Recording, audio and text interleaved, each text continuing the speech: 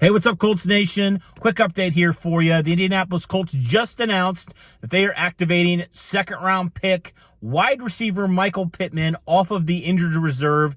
This is certainly great news for Pittman and great news for the Colts because if you remember going back to week 3 against the Minnesota Vikings, Pittman suffered a leg injury. It was actually a compartmental leg syndrome. So pretty serious injury. Had to have surgery that evening. But obviously has been on the road to recovery ever since. It looks like he is going to be able to play this week, and that's been great news, especially considering the fact that Pittman has been practicing all week. And the Colts said we'll continue to monitor. They had to make the decision, okay, are we going to activate him off of injured reserve? Obviously, they felt like he was healthy enough where they could do that. And that's great news for the Colts wide receiver core. They've struggled this season, notoriously struggled in the red zone. When push comes to shove, the Colts just didn't have really guys healthy that could go out there and make a play. Now the Colts get Trey Burton back for a couple weeks. And then they also get wide receiver Michael Pittman back. I mean, he's a big red zone guy, 6'4", 225. It'll be interesting to see will the Colts utilize him more in the red zone. That was something that was a little bit confusing why they didn't use him more in the red zone. Now, hopefully they do. Hopefully Phillip Rivers finds him more in the red zone. He's got a big body. So would love to see him utilized there more, but he just offers you a different type of receiver that I don't feel like you really have right now outside of Pittman with the size and the frame that he has and the catch radius he has.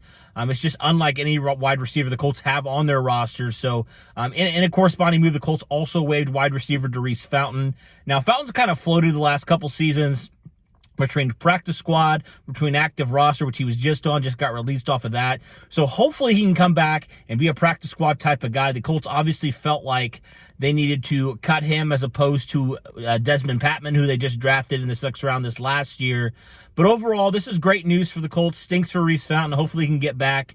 But getting Michael Pittman back is huge for this offense. It is huge, and I can't understate how huge this is for this offense.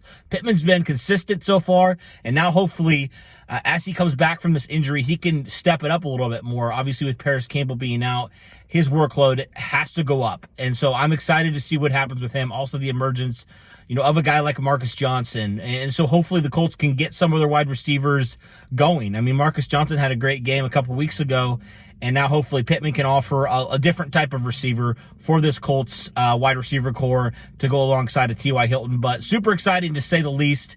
And obviously, hopefully you get, like I mentioned, Reese Fountain back on the practice squad. But that'll do it for this quick update, guys.